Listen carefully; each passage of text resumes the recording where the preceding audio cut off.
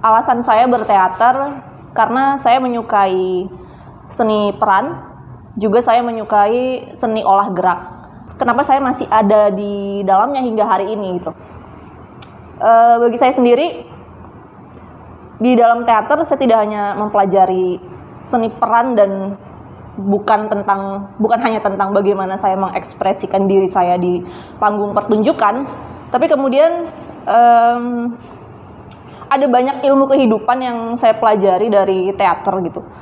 Bagaimana kemudian saya bisa menghargai diri saya sendiri, saya bisa menghargai orang lain, bagaimana kemudian banyak sekali impact berguna bagi saya dan bisa saya share lagi ke lingkungan sosial saya. Kemudian bagi saya pribadi, teater adalah ruang meditatif dan ruang terapi bagi jiwa dan fisik saya. Karena pada tahun 2003 saya pernah mengalami sebuah kecelakaan yang cukup fatal ya.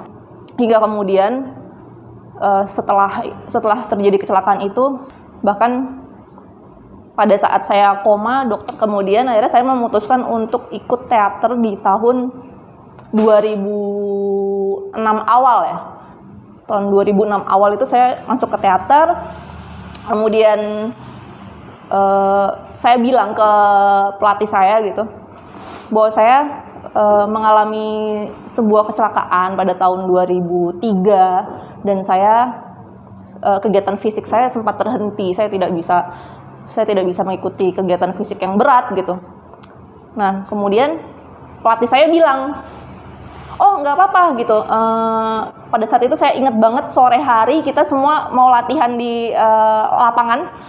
Kan biasanya kalau latihan teater itu kita ada pemanasan dulu ya, olah tubuh gitu. Nah, pada saat itu kemudian yang lain pada lari. Nah, saya karena belum berani untuk kegiatan fisik yang berat gitu. Saya coba lari-lari kecil nih. Saya coba lari-lari kecil dan kayak merasa menemukan diri saya lagi gitu yang udah lama hilang. Terus tiba-tiba I'm fine gitu. Aku nggak apa-apa gitu. Aku baik-baik saja gitu.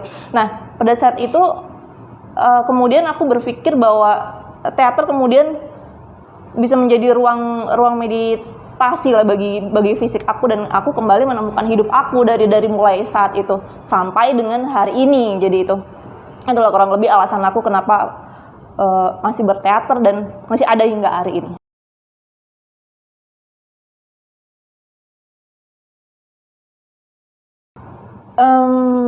Indonesia adalah rumah besar kebinekaan, di mana kita bisa menemukan banyak sekali keberagaman dari mulai ras, adat istiadat, agama, bahasa daerah, makanan, sistem kekeluargaan, sistem sosial, sistem perekonomian yang begitu luar biasa berbeda-beda dan banyak sekali beragam. Tapi kemudian itu semua bisa hidup berdampingan dalam sebuah tatanan negara. Itu yang luar biasa. Dan kenapa, mungkin banyak pertanyaan kenapa Indonesia bisa punya culture yang begitu banyak gitu. Karena kita adalah negara kepulauan. Indonesia itu negara kepulauan terbesar di dunia. Ada 17.000 pulau yang ada di Indonesia, dan Indonesia juga negara dengan penduduk terbesar keempat di dunia. Ada 270 juta jiwa yang hidup di Indonesia. Itu kemudian keberagaman tersebut menjadi sebuah kekayaan bagi Indonesia gitu. Akhirnya kita memiliki culture yang begitu banyak dan kesenian yang begitu luar biasa banyak gitu. Tapi kemudian seperti dua belah mata pisau gitu, ketika dia punya impact positif bagi negaranya, dia juga punya hal yang membahayakan sebetulnya untuk Indonesia sendiri gitu.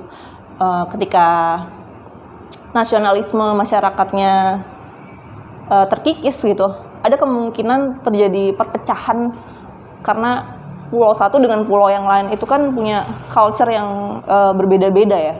Ketika ada oknum yang masuk dan mencoba untuk memecah belah, itu sangat berpotensi berbahaya gitu. Itu makanya kemudian menjadi tugas masyarakat Indonesia dan juga tugas pemerintah untuk tetap menjaga keberagaman itu.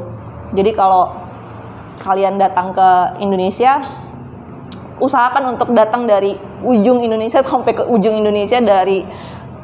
Dengan kayak gitu kalian bisa tahu betapa indahnya dan betapa beragamnya Indonesia.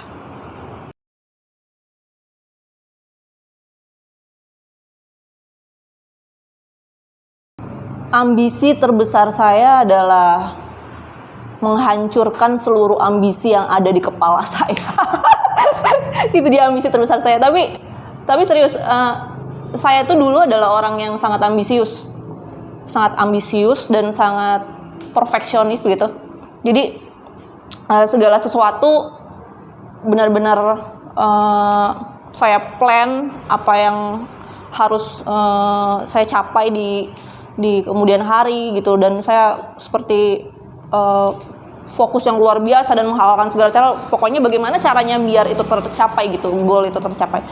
Tapi kemudian semakin kesini kayaknya saya menyadari bahwa kemudian itu yang membuat kehancuran bagi diri saya gitu. Ketika tujuan itu tidak tercapai, ambisi itu tidak tercapai, saya mengalami frustasi sendiri lah, ibaratnya stres sendiri.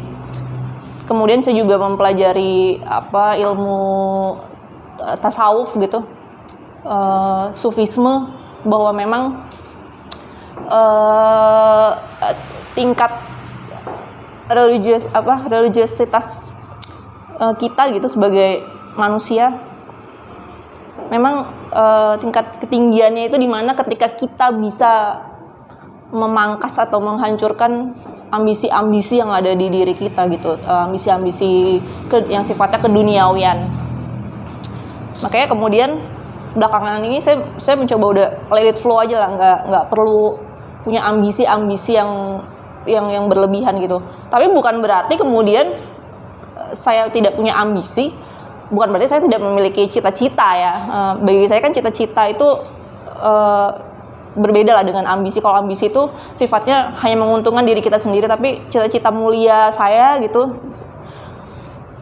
bagaimana ini bisa bermanfaat atau impact-nya bisa dirasakan oleh banyak orang, juga tidak menggebu-gebu ini harus tercapai gitu, tapi pelan-pelan saya sedang mencoba untuk mewujudkan ke arah sana gitu.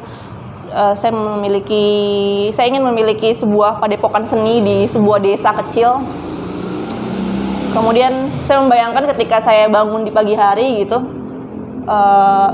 saya bisa menyaksikan ada banyak orang sedang bermeditasi, sedang melakukan olah tubuh gitu, dimana tempat itu juga jadi referensi banyak orang nantinya untuk bisa datang, mereka berkunjung ke perkebunan kopi gitu, terus mereka juga bisa latihan teater di situ gitu. Itu menurut saya itu sebuah cita-cita yang mulia lah. Saya ingin mewujudkan bagaimana kehidupan seni itu di masyarakat tidak terpisah atau berjarak, tapi kemudian seni itu juga menjadi keseharian masyarakat gitu, dimana ketika ada panen padi atau panen kopi gitu, kita bisa membuat sebuah perayaan seni untuk merayakan panen itu gitu.